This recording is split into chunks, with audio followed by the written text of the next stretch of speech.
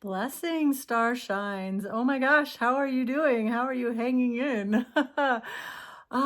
It's been wild. It just continues to be wilder and wilder. And I'm going to talk to you a little bit about bare bones of creation. And it's an exploration of initiations a little bit. And we know that the world is going through a bit of an initiation, especially it feels like since 2020, although many of us have been aware of it since the 80s even. But especially since 2012, the whole world seems to be on board with this knowledge of what is happening. But gosh, what is an initiation? Um, there's been so much happening in our personal lives and in our collective world at the same time. And sometimes the initiations, what I think of as like a spiritual initiation, can be from a catalyst from our external world. We may change relationship status or jobs or careers or homes, or there may even be a death or a really major transformation in some way in our lives. And also, sometimes they can just come from within. You can have like that kind of a catalyzing sense of unsettledness that comes in and nags at us until we finally are willing to listen, because usually they're an inconvenient truth, right? But yeah, like it could just catalyze us into these like huge growth spurts where we learn a lot, where we feel profoundly uncomfortable. And one of the things that I think is so cool is that we're not all going through them in the same way at the same time. And so I think it's really important to remember that we don't have to face them on our own, especially when we're in that real unsettledness or uncomfortableness.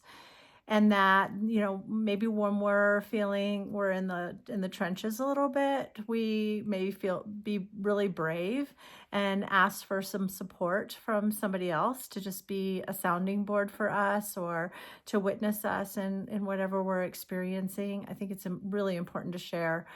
And then, they may need the favor returned soon enough. So maybe we'll be in a space where we could be really able to hold space for somebody else while they're going through the trenches. And so I think in this time on earth, it's really important to remember that we don't have to do everything on our own, and that it's okay to reach out. It's okay to be vulnerable. It's okay to share our feelings in their rawness. And how wonderful when we have people in our lives that can meet us in that space. So I encourage us to create relationships like that, more of them if we're needing more of them. And often vulnerability is such an important way to do that. So I was reflecting on initiations. I feel like, astrologically, I went through my second Saturn return. Saturn returns are a booger. But I went through my second one several years ago, and I thought, "Phew, made it through that one, smooth sailing, right?" Well, it hasn't been so much. And I realized a little bit of an eagle view that there have been like three distinct phases of initiation within one giant one. And I think that may be common for a lot of people, feeling like we're still in an initiation phase since 2020. And I feel like that was when mine really started. And so my phases have been like physical, mental, emotional, and spiritual. And so many of you know that in 2020, I went through a really profound physical initiation. So I had a 20-year history of AFib with like a rapid heartbeat, and it became so pesky and so prominent that I didn't feel it anymore. So I didn't realize that my heart was beating super hard and fast all the time, and it kind of wore out. And so I ended up with heart failure, where I literally only had 30% of my heart left. I lost 70% of my heart mass in only a few short weeks that I was off the trail. But I was just like, I can't go any faster. I can't go any further. I felt like fell down.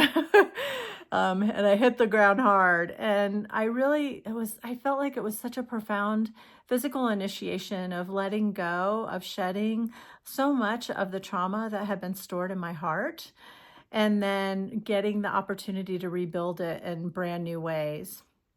And of course, the physical work is one thing, but then the mental and emotional work had to happen too. So that all that hard episode was really like 19, 20, and 21. And then in 22 and 23, I really felt like I went into a deep mental and an emotional initiation. And so towards the end of it was towards the end of 2021, I lost my mom from this planet. She transitioned out. And for all the work that I had done around my mom and my mother wound, there was still a lot left that was undone, which I didn't really realize until I got to those end of days, right? But on this exact same day that I lost my mom, I also lost a relationship, or at least it radically transformed with one of the most beloved people in my life, where there was a severance for quite some months. And that sort of, you can't make this stuff up. When you lose two really, really important relationships on the exact same day, and they are so blended, like there's something archetypally blended about them, like where the relationships were similar in ways that I didn't see before that time. And all of a sudden there's just this profound clearing in my life of these relationships that had mirrored a lot of the wounding and the adaptations in my way of living that allowed me to accommodate those woundings.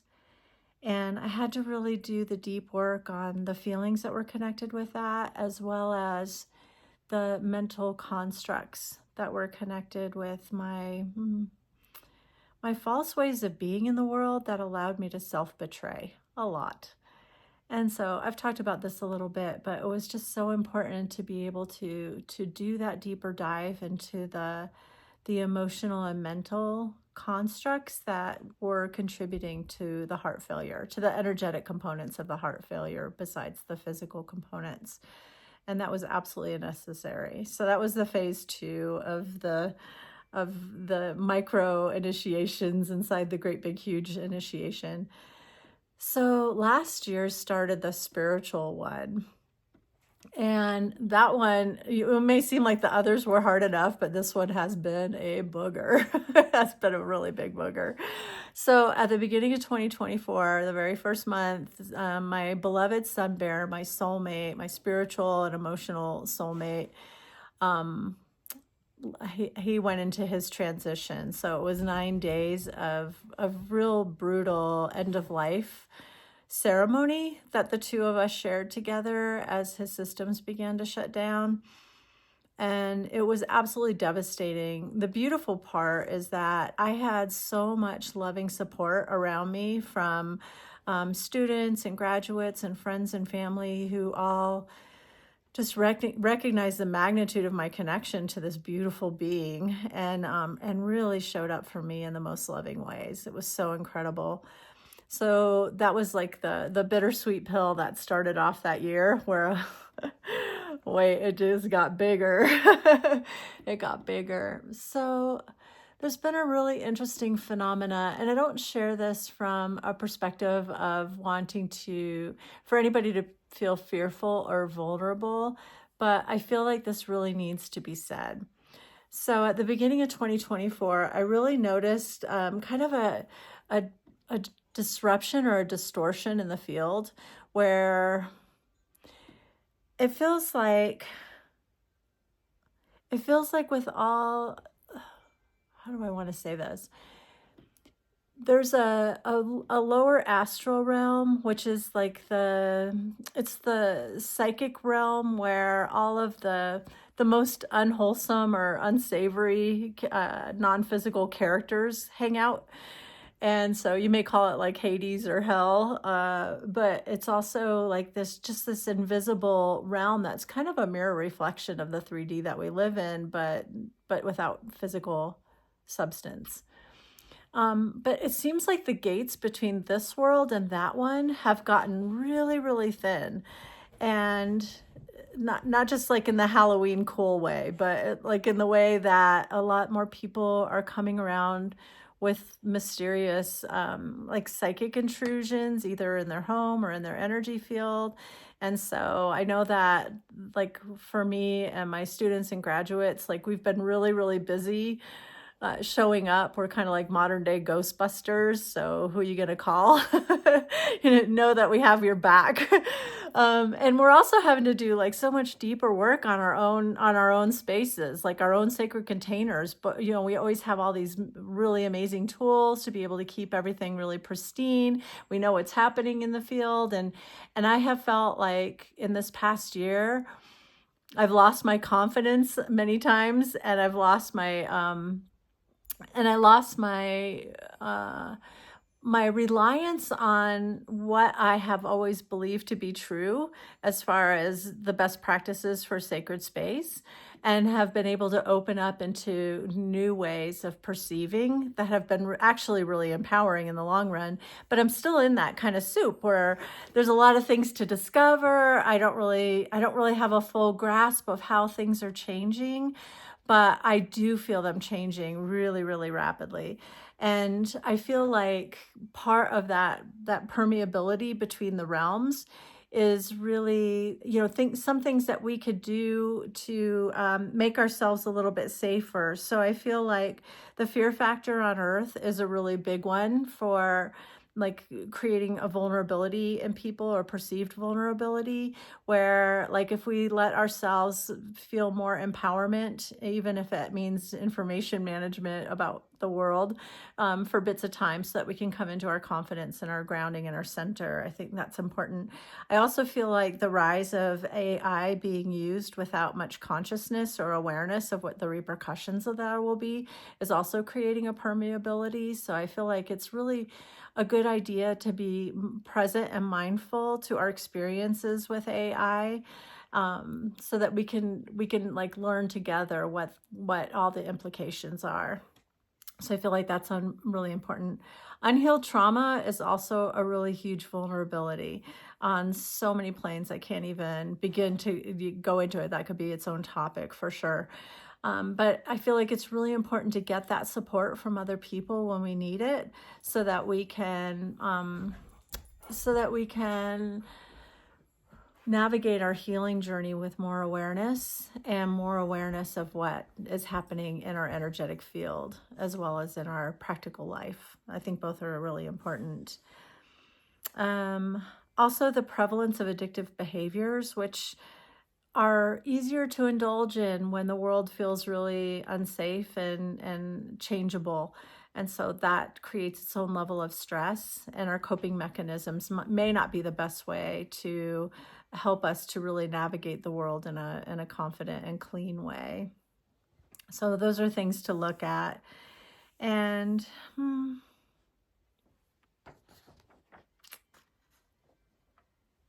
well, another thing that is related to that is these spirits from the astral.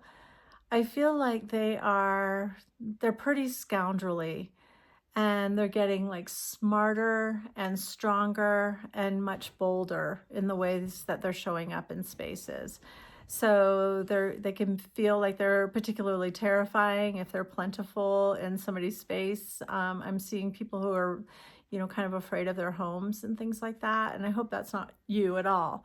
But do reach out for help from people who know how to clear these spaces, and how to clear your own energy field, and how to help you come back into empowerment, so you can claim your sovereignty over your space, over your life. And even though this spiritual initiation has been really tricky at times, and it's been a little bit like navigating half blind, and it's also been like such a beautiful divine realignment. And I'm still in that discovery process, and I am happy to share more as I go.